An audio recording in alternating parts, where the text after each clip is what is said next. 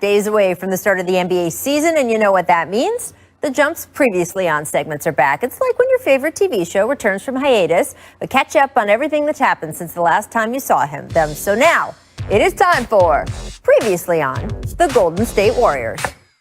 Ibaka trying to stay with Durant, knocks it away, and Durant slipping. And Durant grabbing that right leg. I'm just devastated for Kevin. Thompson grabs his left knee, writhing in pain. An NBA championship on the line. The Curry puts up a three. Won't go. We the North are now we the champions. What I've witnessed over the last 5 years is just an incredible combination of talent and character and commitment to each other. This just doesn't happen. A group of guys like this don't come around together and do what they did over the last 5 years. No word of warning of what's to come. Breaking news on the Jump free agency special. Kevin Durant is in fact headed to Brooklyn. It's hard to even picture what next year's team will look like. Curry. He's on that left wrist. The reality is we fucked up right now. Worst possible news for the Warriors. Klay Thompson has suffered a full tear of his right Achilles. It's going to be a tough year without him, and the next year, hope to have him back. The Golden State Warriors select James Wiseman. I'm truly ready. I'm just going there and just learn as much as possible under vets, stay humble, and just work hard every day and just win. I'm really excited to get out there and just compete again. Understanding what we're trying to accomplish on both ends of the floor. That's kind of the beauty of this year. I think we're going to continue to get better. All right, so the cliffhanger for the Warriors is, of course, that season-ending Achilles injury for Klay Thompson. Nick, where would you say the Warriors stack up out west this season without Klay in the lineup for a second straight year? Rach, that's like the saddest soap opera I've ever seen. I'm I like know. 4 breakups in one montage. No. I don't think I can. I don't think I can handle Producer it. Amina's in the control room. There's some Kleenex. I'm just saying. Go ahead. As far as this season, in a best-case scenario, I think this Warriors team is about a 5 or 6 seed. Steph is Steph. If he stays healthy, he's going to get a ton of points. He's going to be exciting as hell to watch. But the shooting around him, especially from distance, is concerning. Kelly Oubre and Andrew Wiggins have got to take their game to a different level. The Warriors love Wiseman, but I don't know how much higher they can go if everything stays on track more than a 5 or 6 seed. Well, Nick, I have to agree with you. I strongly believe, though, that the Warriors could finish in the top 5. When you look at what Steph is going to do this year, I feel like he's going to have an MVP-type season. Andrew Wiggins and Kelly Oubre is going to flourish well with the Warriors because of the culture, because of that veteran leadership in Steph Curry, and also Draymond Green. Draymond Green is going to come back feeling great now that he has some fresh bodies, some guys that can actually go out there and put the ball in the basket. And James Wiseman, Kevin Looney, they're going to be great for them also. So even Pascal. So I'm looking at this Warriors team, and they could finish top 5. Well, look, this is the team that I think has confounded experts the most. I've seen predictions of them being not even just out of the top 8, being out of the play-in bracket. And I've seen people like yourself, Perk, pick them as top 5. So we will have to see. That's why they play the games, as our friend Herm says. The plot twist for Golden State, of course, the addition of James Wiseman. They drafted 2nd overall just a few weeks ago. Perk, how much do you expect him to be able to contribute in year 1?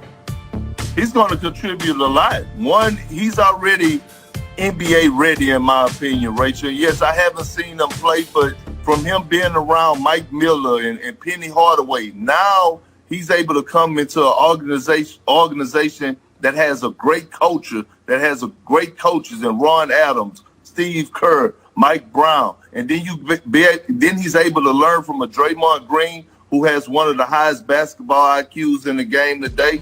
I think the sky's the limit for him, and he's going to contribute, and he's going to help the Warriors this season. Rach, Perk is right, and here's why. Steve Kerr and Bob Myers are going out of their way to try and soften the expectations. They want James Wiseman to progress at his own pace. In the last few days, Steph and Draymond come on these Zoom calls, and they go, oh, this dude is for real.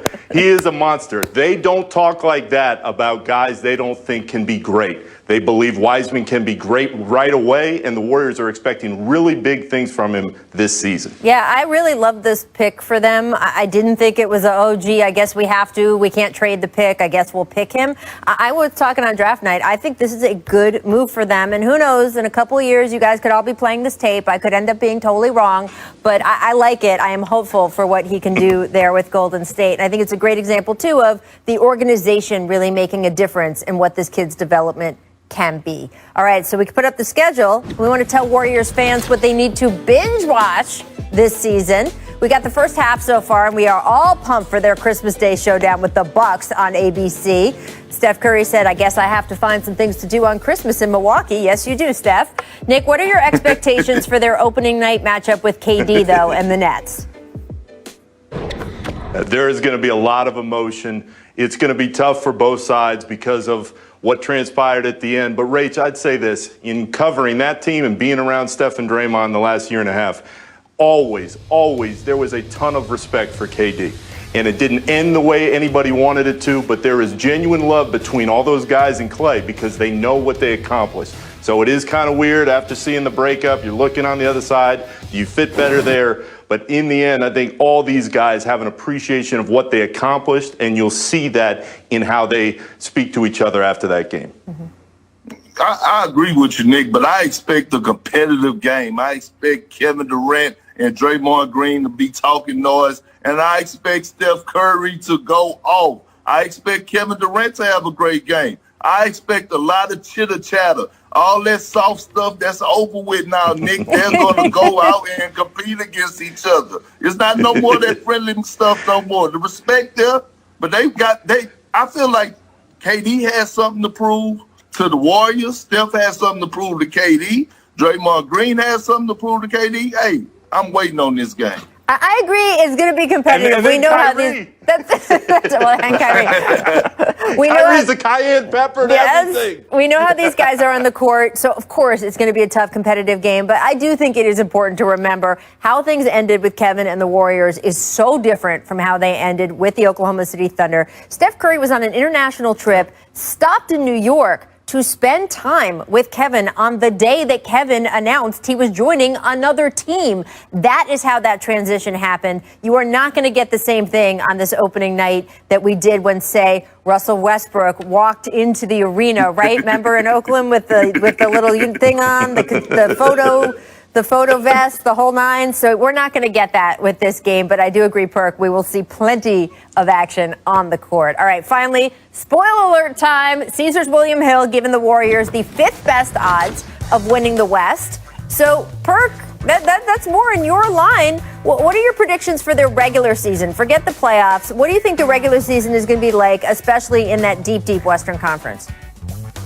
Well, I think it's gonna be great for the Warriors. I think they're gonna finish top 5, like I said. They're gonna be right in the thick of things. And what's gonna happen is they're gonna get past the first round. And I think this Warriors team could possibly make enough noise where they could make it to the conference finals. Don't save the video. I said. We'll put it next to my James Wiseman video, Perk. Perk. Our conference finals. That would be the day. As great as Steph and Draymond are, if this team's going to the conference finals, you and I are going right to Las Vegas, and we're going to make a lot more bets because I don't know if they have the talent built up around Steph and Draymond as motivated as they're going to be to get back to that level this season. Well, that's called bold predictions. That's what it says on the bottom of the screen, Nick. So I'm all for Perk's bold predictions. All right, stick with us through this break. Rach, Draymond, though. Draymond is it. This is his year. He's going to show out. He knows that he's got to be the person that is the emotional engine for that group, and he knows everybody's writing him off. Because your hands were cold? Oh, man, I couldn't find gloves to fit me. Kendrick, you gotta feel bad for Kawhi not being able to put his hands in his pockets, right? No, he's able to get that money. He's able to count that money with them big hands, right? The money can keep those hands warm, Rach. I'm just saying, everybody has a plate. Everybody. And Kawhi's is that he cannot wear gloves. remarkable. Shout out to Jimmy Kimmel, by the way, because that is the most unlikely talk show booking I have ever heard of. I am impressed. Welcome to The Jump. I'm Rachel Nichols. Today, I am joined by NBA champ Kendrick Perkins and our insider Warriors reporter Nick Friedel. Thank you both for stopping by. Coming up, we had great dunk reaction from an opposing bench last night. So our staff cooked up a medley of the best opposing bench reactions all time. You are not going to want to miss that. First, though, back-to-back MVP Giannis Antetokounmpo has achieved a lot in his 7-year career, but what has eluded him so far? Even a crack at an NBA title. And he made it very clear in talking to reporters yesterday that he intends to change that over the life of this new 5-year extension he just signed with the Bucks. Take a listen. I want to be here. I want to help my teammates. I want to help this organization win a championship. I want this organization and my teammates to help me win the championship. Obviously, it goes both ways. But as I said, like I try to keep it away from my head. Like it puts a lot of pressure in athletes, and he gave me headache all summer. Like people asking me and people talking about me. You know, I just wanted to be left alone. I knew what I wanted in my head. I knew that the goal is to win a championship, and I knew that here we have a chance to win a championship. You know, I think we got better as a team, and we're going to continue to get better. And there's always a chance. You know, there's always a chance to win a championship here. Perk, you heard him repeat that word, championship, over and over. Do you believe Giannis and the Bucks will get it done sometime in these next 5 years?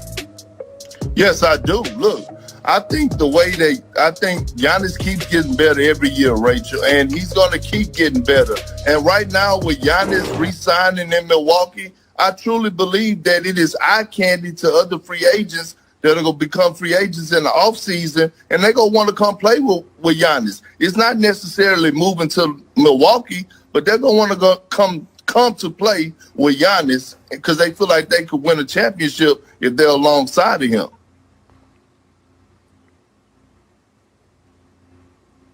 Rach, I still have serious doubts. And Perk, I think the Bucks are in a much better place than they were a couple months ago, getting Eric Bledsoe out, bringing Drew Holiday in. That is a huge upgrade. But I don't know if Mike Budenholzer is the coach that's going to help them get over the hump. And I still have questions about Giannis in the postseason.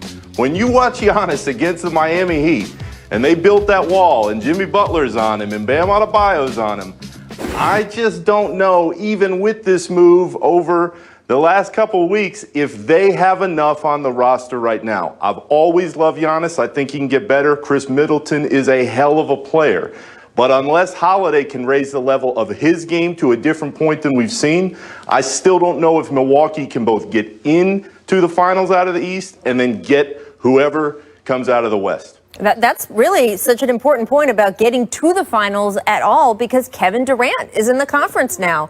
That's just a game changer, right? So if Kevin Durant turns into the Kevin Durant of old, and he's got Kyrie Irving with him, and also when you talk about recruiting, guys, Kyrie and KD are trying to recruit future free agents and guys to come play in Brooklyn. And Milwaukee, of course, a smaller market. But Giannis is a big draw. I would want to go play with that guy. It is going to be a challenge. And you, of course, then have the gauntlet in the West with all the strength out there as well. We will see. Here's what I know. The part that's on Giannis to get better himself, the way, Nick, you were talking about, I have faith that that will happen. And then we'll have to see where the other chips fall. Let's move on to James Harden, though, guys, because his saga with the Rockets, yeah, still there. Yesterday, our Tim McMahon published a really interesting piece with some behind-the-scenes details of Rockets culture the past few years. McMahon spoke to former Rockets staffers.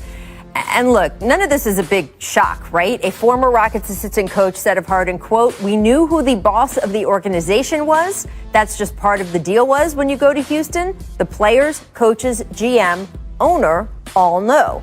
The same assistant also said, quote, "I don't blame James. I blame the organization. It's not his fault. He did what they allowed him to do." A member of last season's coaching staff added this: "If they have multiple days off, everybody knows James is going to fly somewhere else and party. But he's then going to come back and have a 50-point triple-double, so they're okay with it." Perk, we know superstars in this league granted a certain amount of leeway, but how much is too much for an organization to allow?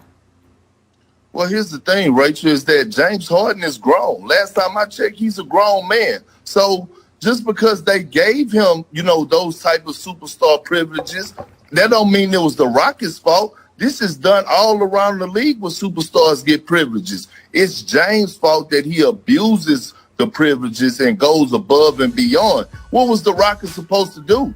Fine them, suspend them? He's the guy that's been leading the league in scoring for the last 3 years, an MVP candidate, a guy who's was almost close to averaging a triple-double. James Harden, I mean, what do ownership or the front office is supposed to tell James? Don't do this, we're going to fine you, and he's coming back and delivering on the court? James has to be to blame for this. Perk, you played on a lot of different teams with a lot of different stars. Is what James Harden was asking for that much different than what other stars around the league get away with on a regular basis? Well, I'll repeat your question again, Nick. I'm sorry. Is what Harden was asking for and what he was doing in Houston, is that much different than what all kinds of stars around the league do on a regular basis? No, it's not that much difference. I know a lot of stars that ask for, certain players or ask for certain demands in the organization. Right now, we just started off showing Kawhi Leonard. Last time I checked, he's taking a helicopter to San Diego every day after practice. He's late for team playing. So, I mean, it comes with being $100 million player. I think that's the key, though, and you said it earlier, Perk. It's what you do with those privileges, right? Yes. Because it is a back and forth. And by the way, James Harden is far from the first person to be in this situation. Let's go back to the Jordan rules and Michael Jordan, right? Or on this show when Grant Hill came on with Tracy McGrady and had to inform him of the dinner he had been at with Tim Duncan and Doc Rivers when they were both playing in Orlando, where Tim asked if his fiancée, now wife, could come on the team plane, and Doc, trying to hold the line on special privileges, said no. And Tim Duncan didn't end up in Orlando with those guys. And T-Mac and Grant were just out of their head years later that it didn't happen. They were like, let her on the damn plane. So obviously, we have seen this for decades. The issue, though, is what you do with those superstar privileges and how each player who gets them uses his judgment on whether it hurts or helps the team. And by the way, it's a sliding scale, and there's a lot of wiggle room there. But a great example in Tim McMahon's story was Russell Westbrook, who had those same exact privileges, right, in Oklahoma City. That entire organization was built around him. But being built around Russ means that you were built around his need for everything to be organized, everything to be on time. Russ loves things a very particular, certain, steady way. So that was actually good for the organization. Well, he then got to Houston, and it was the opposite with James Harden. Tim McMahon details the late planes, late practices, and that was one of the reasons that Russ wanted a trade. So it is a sliding scale. It happens in every team across the years. But it didn't work out in Houston, and they are bearing the fruit of that now. All right, guys, before we go to break, I do want to take a quick second to mention that today, the NBA Foundation announced a total of $2 million in inaugural grants that will drive economic empowerment in Black communities through employment and career advancement. 7 organizations, including this great program, the Knowledge House, have been selected as the recipients of the first grants from the foundation. Kudos to the foundation and a very important step toward equality. Also coming up later on this show, after Gordon Hayward was injured again yesterday. From the limousine riding, jet flying, Rolex wearing, diamond ring wearing, kiss stealing, wheeling dealing, son of a gun, Ric Flair. Woo! Woo! Miss Energy, Lakers, Suns. Shout it if you got it. Suns out and running, but LeBron, he thinks about going for the chase down block, and then I guess he realized these games don't count, Perk. Preseason LeBron, right? Yeah, he had to remember this is year 18. I'm 36 years old. Although he wanted to go get Jay Crowder's shot, he had to give himself a friendly reminder. It's like, let's not get cute. Right, this isn't the finals. This is not the finals. Save those legs. Run. Make buckets. Bol played 6 minutes last night and got up 7 shots. He finished with 10 points. Shut off a little range like his dad, those Washington Bullets days. Nick, excuse me while I opine over here. Is this the year of Bol Bol? Yeah, let's go, Bol. You saw it in Oregon. You've got some time to progress in the bubble. I believe in it. I think he can help him this year. I believe he's going to help him this year. That's the reason that they didn't re-sign Jeremy Grant or Plumlee. They knew Bol was coming through, and he's bringing that smoke. Would love to see him get a little more to do this year. All right, Miss Finishing. Get it? Because Finland? Yeah, no, all right. Lauri Markkanen trying to pack it up over the defender, comes up short. Oh, no. Perk, does Lauri need to relax a little bit here?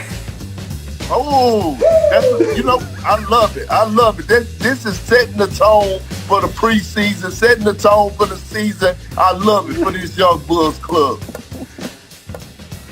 Rach, this is a sign of things to come this year for the Bulls. Nick! It's going to be a rough ride.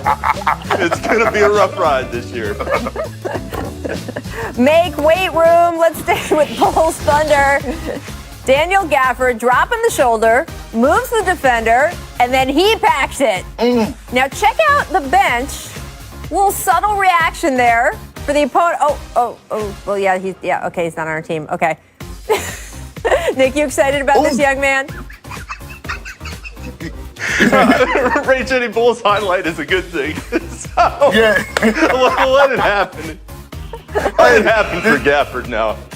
Nick, you are never going to be allowed home in Chicago anymore. Your family will not take you back.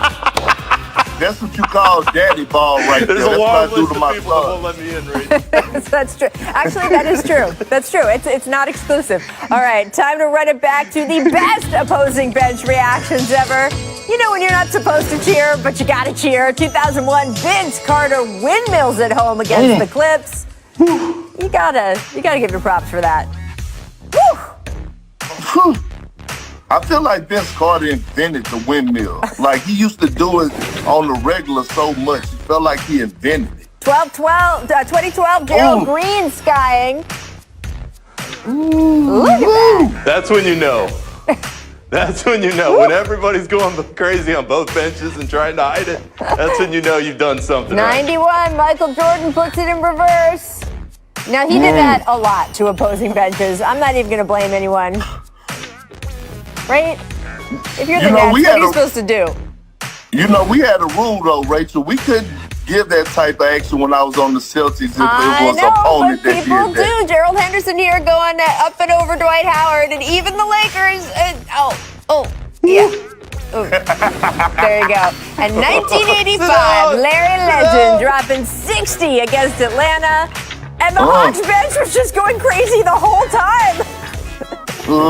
Over and over through this game. I guess it's Larry Bird. Look at those shot attempts, though. I remember watching this one on video. I remember watching the celebration on the video, and I thought, if Larry Bird is good enough to make an opposing team go crazy, then he really is one of the all-time greats. So I'm glad you finally are giving Larry Bird his due, Nick. Thank you for recognizing one of the greatest ever to play. The stamp of approval. Exactly. All right, let's switch gears to the Hornets because yesterday the team announced Gordon Hayward suffered a broken finger on his shooting hand in a preseason game. Now, the good news is that Charlotte considers him to be day-to-day. Doesn't seem like a long-term injury, but Perk, should the Hornets regret that 4-year, $120 million contract at all? I mean, Hayward is dealing with another injury here. How much should that worry them? Yeah, they should regret it. They should have regretted it before the injury. Look, listen, I was not a fan of them signing Gordon Hayward, an injury-prone guy that's on the back end of his career, to $100+ million. I think what the Hornets have to do is that they have to move in the right direction by continuing to draft well, continue to hire and player developing guys on their coaching staff, and just build a franchise through the draft. By the way, they had someone that they could have signed the max money, but they chose to let him walk, and Kemba Walker go to the Boston Celtics. So even before Gordon Hayward got hurt with his finger injury, I was not a fan of this signing. Rach, how many different ways can we say This was horrible. from the second that it was signed, this was horrible. The Hornets got too competitive. They thought, all these teams are going to sign Gordon Hayward. We better up our offer. We better make it happen. And then everything stopped, and they went, oh, no, he picked us for that kind of money? Okay. Yikes. That deal is not going to be looking good in a couple of years. Right, but here's not my at all. devil's advocate approach here. I mean, you can only sign who you can sign. They have to spend the money somewhere, right? And they have not been a free agent destination. And if they didn't offer him that money, there was a good chance he would have stayed in Boston. They would have still given that money out, but to lesser players. I'm trying. How's that going? How did that sound? No? Nothing? Not good? No. All right. I tried. No. Rach, it's so bad. This is so bad in so many ways. I mean, it didn't make sense at all. I was wondering, I said to myself, why? Oh, Charlotte. Why, Mike? We'll continue this conversation off the air. Coming up in this show, please stick around. I sat down with Clippers owner Steve Ballmer. This was a really great conversation. You're not going to want to miss it. Yes, we talked about what happened in the bubble. Believe me, he was upset as everybody else was. And the future of the team as they move to Inglewood, trying to uplift the franchise. Stick around. You're watching and the Mavs taking on CP3 and the Suns. That is a good basketball game. So Steve Ballmer, one of the most enthusiastic team owners you will ever see in any sport on any sideline. We got the chance to sit down to talk about how he got that way, the Clippers' experience in the bubble, and the difficulty of parting ways with Doc Rivers. We also talked about the Clippers' new arena. Here's our full conversation. Steve Ballmer. The road of going to a championship is hard. As a pair and as a duo, it has to start with us. I'm ready to dive right into this and give everything I have. This is going to be an unprecedented season. What does it feel like to you to be starting up again? I'll tell you the craziest thing. I went to our first preseason game. I sat in that arena. You're used to, 19,000 strong, pumping and thumping. And I was sitting, 15, 20 feet from the court by myself. You're kind of lonely in that little seat. I mean, it just feels crazy to be in there. And of course, you got to think about the disease, but the experience, I think, will be a little crazier maybe even than the bubble, because the arenas are so much bigger. We are used to seeing you as one of the most demonstrative owners in the league. You're on the sidelines. Last year during the season opener, you cheered so much you actually tore a hole in your shirt, which was amazing. I was fascinated to learn, though, that this wasn't always your personality. I read an article talking about how you used to hyperventilate before Hebrew school because the idea of speaking aloud in front of the whole class was you were so shy. It was so off-putting to you. How did you get from there to here? That's a really good question. No, I was super shy as a kid. When I took my first job, my guy started the same day. He described it this way: "Hi, I'm Steve Ballmer, and my hand's all sweaty. I'm good to meet you." Business school. That was you? That was me. Business school. I remember the first time I talked in a business school class. It was like, I could barely get the words out. But once I sort of build my momentum, get comfortable, and I would say it was even the same way when I bought the Clippers. I wasn't going to just, I could be enthusiastic. That's fine.